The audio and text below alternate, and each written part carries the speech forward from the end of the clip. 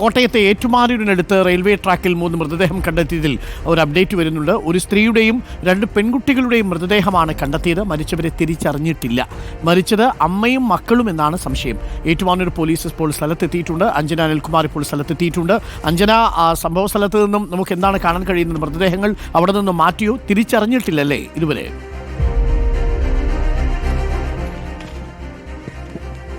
അരുൺകുമാർ, അല്പം മുൻപാണ് ഇവിടെ നിന്നും മൃതദേഹങ്ങൾ കോട്ടയം മെഡിക്കൽ കോളേജിലേക്ക് കൊണ്ടുപോയത്. അമ്മയുടെയും 2 മക്കളുടെയും മൃതദേഹമാണെന്നതാണ് പോലീസിന്റെ സംശയം. 15 വയസ്സിൽ താഴെയുള്ള 2 പെൺകുട്ടികളുടെ മൃതദേഹവും ഒരു സ്ത്രീയുടെ മൃതദേഹവുമാണെന്ന് പ്രാഥമിക അന്വേഷണത്തിൽ നിന്നും വ്യക്തമായിട്ടുണ്ട്.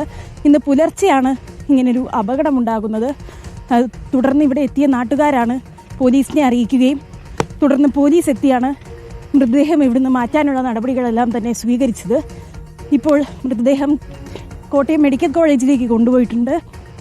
ചേട്ടാ, കണ്ടിരുന്നോ ഇവിടെ അപകടം ഉണ്ടായപ്പോൾ? ഉണ്ടായിരുന്നോ? ഇല്ല, ഞങ്ങൾ ആ റെയിൽവേ ഗേറ്റിന്റെ അവിടെ വന്നപ്പോൾ തന്നെ ഞങ്ങൾ അറിയുന്നത്. അഞ്ജനയും നമ്മുടെ നാട്ടുകാരും ആ റെയിൽവേ ട്രാക്കിൽ നിന്ന് മാറി നിന്നാൽ നന്നായിരിക്കും. ഇപ്പോൾ രാവിലെ നല്ല ട്രാഫിക് ഉള്ള സമയമാണ്. നമ്മൾ ചിലപ്പോൾ ഈ പറഞ്ഞുകൊണ്ടിരിക്കുന്നിടയിൽ ഇത് ശ്രദ്ധിച്ചു എന്ന് വരില്ല.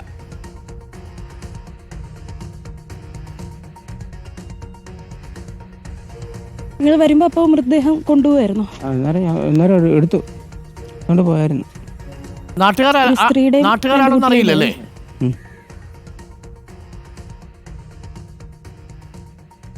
ചേട്ടൻ ഇവിടെയുള്ളതല്ലേ? നിങ്ങൾ വേറെ നാട്ടുകാർ തന്നെയല്ലേ അറിയിച്ചത് പോലീസിനെ? പോലീസിനെ ഇവരെ അറിയിച്ചതാരാ? റെയിൽവേ അറിയിച്ചത്, ട്രെയിൻ അറിയിച്ചാ. ഇവിടെ വണ്ടി ഇവിടെ നിർത്തിയിട്ടിരിക്കുക. ഞങ്ങൾ കൂട്ടുമില്ല. വണ്ടി ഇവിടെ നിർത്തിക്കുന്ന ഇപ്പം തന്നെ നോക്കിയപ്പോഴത്തേക്കും പോലീസുകാരൊക്കെ പരിചയമുള്ള ആളുകളല്ല അല്ലേ അഞ്ജന?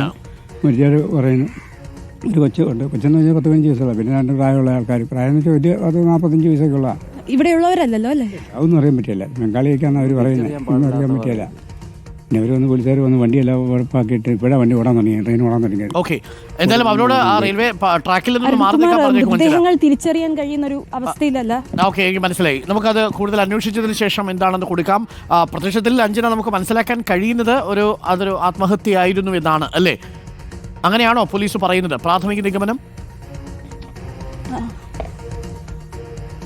പോലീസിന്റെ പ്രാഥമിക നിഗമനം ഇതൊരു ആത്മഹത്യയാണെന്നതാണ്. 2 പെൺകുട്ടികളും അവരുടെ അമ്മയുമാണെന്നതാണ് അന്വേഷണത്തിലൂടെ വ്യക്തമായിരിക്കുന്നത്. എന്തായാലും ഇവർ ഈ സമീപ പ്രദേശത്തുള്ളവരൊന്നും തന്നെയല്ല. ഇന്ന് പുലർച്ചെയാണ് ഇങ്ങനെ ട്രെയിൻ തട്ടി അപകടമുണ്ടായത്. ആരെന്ന് തിരിച്ചറിയാൻ കഴിയാത്തൊരവസ്ഥയിലാണ് മൃതദേഹം. ഈ കുട്ടികളുടെ പാവാടയുടെ ചില അവശിഷ്ടങ്ങളും കാലിന്റെ ഭാഗങ്ങളും മാത്രമാണ് ഇവിടെ അവശേഷിച്ചിരുന്നത്. വളരെ വേദനിപ്പിക്കുന്ന വാർത്തയാണ് അഞ്ജന. എന്തായാലും അത് ആരാണ് എന്ന് ഒന്ന് അന്വേഷിക്കൂ. പോലീസിൽ ചോദിച്ചാൽ കാര്യങ്ങൾ കിട്ടും എന്നാണ് നമ്മൾ മനസ്സിലാക്കുന്നത്. നാട്ടുകാർക്ക് തിരിച്ചറിയാൻ സാധിച്ചിട്ടില്ല എന്നാണ് അഞ്ജന സംഭവ സ്ഥലത്ത് നിന്നും പറയുന്നത്.